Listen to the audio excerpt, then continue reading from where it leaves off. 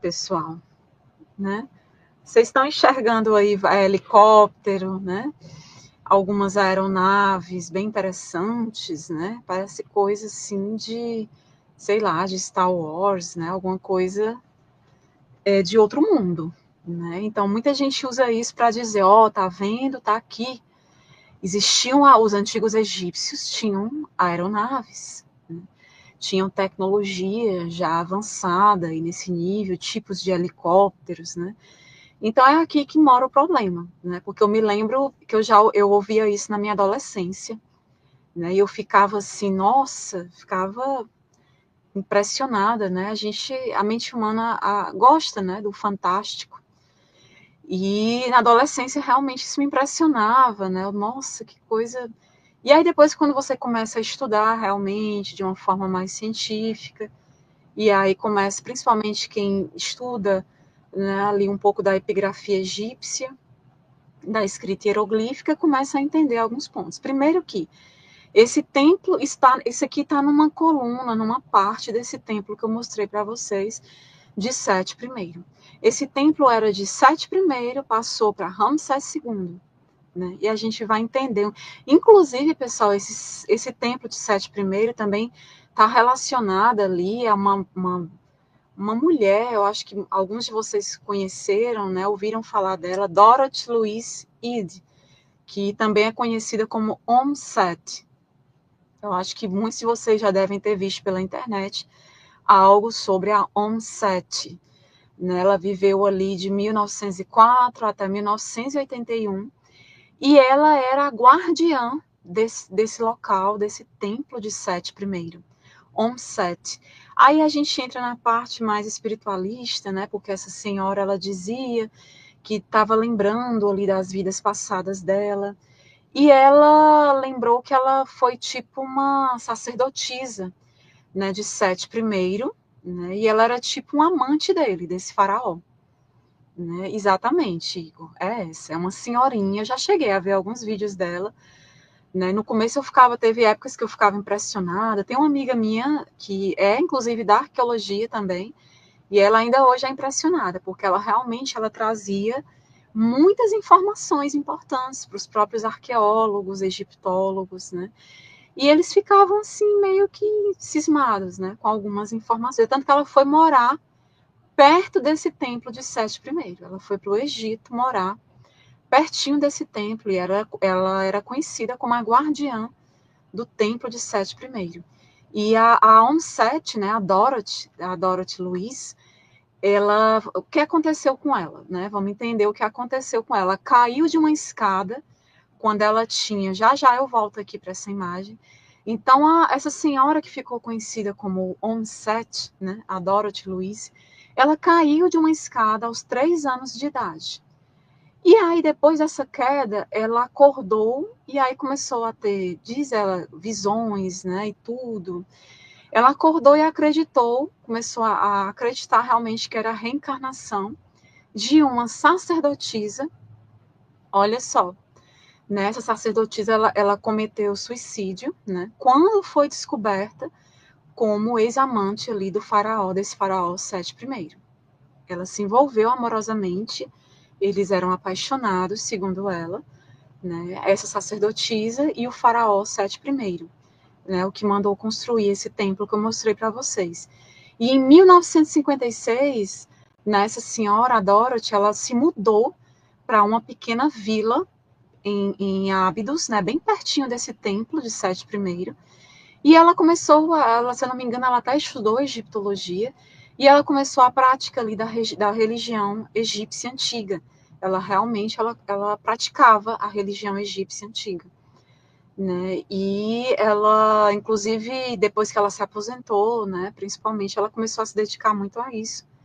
Ela fazia muitos passeios por esse templo de Sete I, né? Ela dizia que tinha visões, sonhos, né? E ela começou a lembrar, segundo ela, dessa reencarnação, dessa vida passada que ela teve.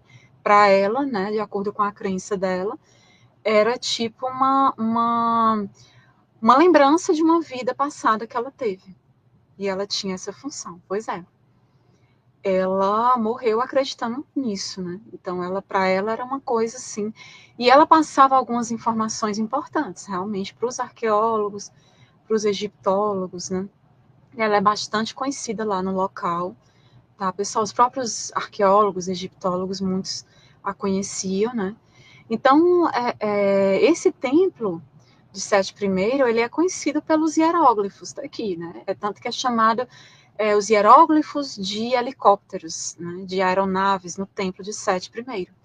É aqui que nós vamos entender de fato do que se trata isso aqui, essas iconografias, esses signos, nesses pictogramas que vocês estão vendo, né? Então, os hieróglifos, né? Primeiro que muitos desses hieróglifos eles foram retocados, né? Posteriormente, quando Ramsés II assumiu o local. Então, os hieróglifos retocados e erodidos ali no templo de Sete I, que supostamente representam veículos modernos, como vocês estão vendo, né, um helicóptero, um submarino, um Zeppelin, né, ou avião, está parecendo isso, né, realmente. Então, inclusive essa imagem do helicóptero resulta da reutilização dessa pedra esculpida ao longo do tempo. Então, haviam hieróglifos aí no início. Depois, principalmente quando Ramsés II assumiu, houve a questão do palimpsesto, que é a reutilização. Esse local aí foi reutilizado desses hieróglifos. Os antigos foram raspados, eles colocaram outros por cima. Então, tem toda essa questão. Por isso que a gente tem esses formatos aí de aeronaves. Eu vou já mostrar outro slide para explicar melhor. Então, a escultura inicial que foi feita aqui nesse local, durante o reinado de Sete I, e se traduz, inclusive ele fez um texto em hieróglifo, né, que se traduz assim, aquele que repele os 9 inimigos do Egito. Então, essa escultura, ela foi posteriormente, essas iconografias que tinham essa inscrição, que estava nesse local, né, foi posteriormente preenchida com gesso e foi reesculpida durante o reinado segundo do filho dele, né, que veio o Ramsés II, que veio posteriormente ao Sete I. Aí ele apagou a inscrição ali que o pai tinha deixado, né, desfez, colocou gesso e tal, enfim, colocou outra por cima, né, com o título Aquele que protege o Egito e derruba os países estrangeiros. Foi mais ou menos isso que aconteceu. A gente tinha um conjunto de inscrições aí que foi apagado, a tentativa aí de apagar totalmente, não foi totalmente apagado, mas houve um palimpsesto e reescreveram outra inscrição por cima. E aí gerou-se, né, esses desenhos aí estranhos, né? Aí com o tempo o gesso que colocaram, ele foi erodindo cada vez mais, né? Deixando ambas as inscrições parcialmente visíveis. Tanto a que tinha sido feita anteriormente, como a que Ramsés II fez posteriormente. Aí ficou aquela mescla, né? Ficou aquela mistura estranha de inscrições, o que acabou gerando essas figuras, tá, pessoal?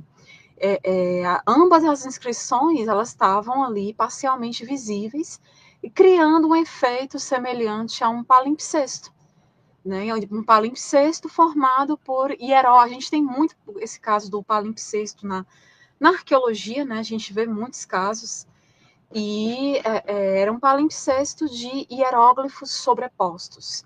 Eu tinha uma inscrição que foi parcialmente apagada, colocaram outra inscrição hieroglífica por cima, acabou que as duas ficavam parcialmente visíveis, né, gerando esse efeito de palimpsesto de hieróglifos sobrepostos, né? Então, esses hieróglifos têm sido objeto da galerinha da pseudagem, né, os piramidologistas, que recebem esse nome também. Então, a gente tem esse problema. Na verdade, trata-se o quê? Apenas de uma sobreposição de hieróglifos que resultou nessas imagens que vocês estão vendo, essas de aeronaves, né, de helicóptero, de Zeppelin, né, todas essas tecnologias que são modernas, né, são realmente do nosso tempo. Então, inclusive, pessoal, palimpsesto. O que é o palimpsesto, Érica? O palimpsesto na arqueologia é uma página manuscrita de um pergaminho, ou de um livro, ou de uma escultura, né, algum local, da qual o texto original, né, ele foi raspado, eles raspam ou lavam em preparação ali para reutilização desse local, na forma de um outro documento. Eles limpam o local, pelo menos tentam limpar, às vezes não limpa totalmente, por isso que a gente descobre que é um palimpsesto, e para reutilizar o local. Eles tentam apagar o que estava ali antes para escrever uma outra inscrição ali, né? Fazer um outro documento. E foi o que aconteceu aí nessa inscrição, pessoal. Ó, no próximo slide a gente vai entender um pouco melhor. Ó. Aqui na esquerda a gente tem sem palimpsesto. Ó.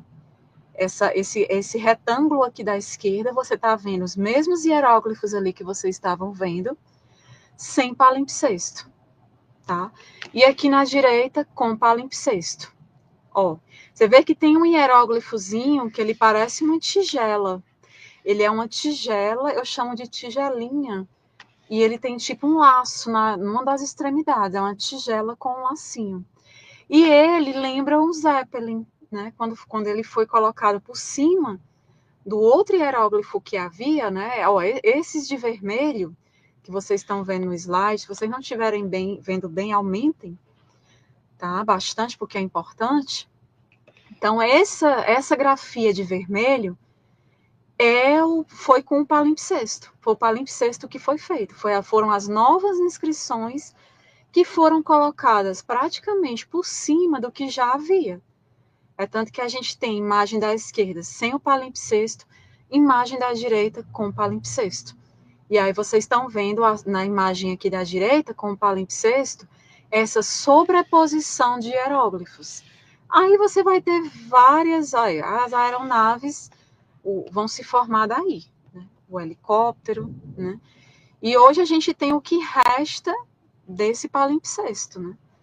Então, mexeram no original, colocaram outra inscrição por cima, as duas ficaram parcialmente visíveis, apesar da erosão do templo, foi colocado gesso, e aí gerou aquele efeito ali, e aquelas aeronaves, né, que não é nada de outro mundo, não é... e os antigos egípcios tinham contato com aliens, né, com seres de outros planetas, e passaram essas tecnologias para eles, né, não tem nada a ver com isso. Tá? E sobreposição, né, de hieróglifos, palimpsesto, tá, pessoal?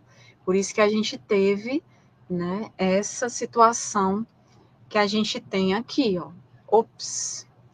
Essa situação aqui de aeronaves, né, vem daqui, do palimpsesto, tá, galera? Essa sobreposição de hieróglifos. Então, a escultura inicial de Sete I, antes do Ramsés II mexer, foi sobreposta com as inscrições que vieram posteriormente do Ramsés II. E com o desgaste ali do tempo, né, a ação do tempo, a erosão, a primeira inscrição, que era de Sete I, ela ficou parcialmente visível, criando uma imagem que algumas pessoas interpretam como um helicóptero. Né? E a situação dos hieróglifos, né, ela é conhecida como um palimpsesto, como vocês estão vendo, né? Onde uma inscrição antiga ela é sobreposta por uma mais recente. Eles tentam apagar ali, pelo menos parcialmente, a antiga e colocar, sobrepor com a mais recente. Então, algumas pessoas, principalmente nos círculos pseudocientíficos, né, dos antigos astronautas, interpretam as formas, né, resultantes ali como representando um helicóptero, né, um Zeppelin, outras tecnologias aí avançadas, aeronaves. Então, a formação do helicóptero, na verdade, é o quê? Na realidade, é uma pareidolia que tem ali formada por uma sobreposição de hieróglifos, né, onde o cérebro, no fenômeno da pareidolia, a gente vê muito isso, né, o cérebro, ele acaba que reconhece padrões ali, ele vê imagens aleatórias e reconhece como padrões. Né? Então, a gente tem esse problema, muito esse problema da pareidolia. A gente tem pareidolia ali na Pedra da Gávea, a gente vai já falar da Pedra da Gávea. Né? Não sei se vocês conhecem esse local ali no Rio de Janeiro. Muito bonito, né? Bem interessante. E que o pessoal fala que tem inscrições fenícias. Será? A gente vai entender já sobre isso, né? Então, pessoal, esses hieróglifos do templo de Sete I, especialmente os chamados hieróglifos de helicóptero, são um exemplo de quê? De reutilização de inscrições e do efeito da erosão do tempo, né? É um palimpsesto. E eles não representam tecnologias avançadas, tá? Quando alguém disser, os antigos egípcios tinham tecnologias avançadas, eles já tinham helicópteros, naves, tal. Você usa isso aqui para mostrar que não é bem assim, tá? E aqui a gente tem nesse outro slide, ó, nesse próximo slide, também bem interessante. Aqui é um mapazinho do Egito, tá? Vocês estão vendo aí na direita a localidade de Ábidos, tá bem próximo a Karnak, a Luxor, antiga Tebas, tá bem pertinho do Vale dos Reis, né? A gente tem Ábidos, que está na região mais ao sul, tá? Ao sul de Amarna, tá, pessoal? Botei um mapazinho só para vocês entenderem da região onde a gente está falando. Daqui na direita, mais um slidezinho que eu estou mostrando aqui para vocês entenderem essa sobreposição de hieróglifos e como que esse helicópterozinho foi se formar. Olha, eu tinha um nome do Sete I, eu tinha uma referência a Sete I, eu tinha um conjunto de inscrições referentes a Sete I. Posteriormente foram sobrepostas, né, com palimpsesto, com inscrições relacionadas a Ramsés II. E aí vocês estão vendo ó, a sobreposição gerando, e além dessa sobreposição de hieróglifos, a gente tem também erosão. Daí tudo isso agindo para formar, né, esse formato de helicóptero, de aeronave que a gente vê. Tá? Então tá aqui explicadinho. Caso alguém aborde com vocês sobre essa questão, porque a gente ainda vê muito, a gente vê canais com milhões de seguidores na internet, né? Ainda afirmando realmente que são tecnologias, aeronaves, né, que já eram comuns no Antigo Egito e não tem nada disso. Então, quando vocês veem isso, vocês tentem pelo menos mostrar o correto, né? Manda o link, né, para a pessoa mostrando e tudo mais, né?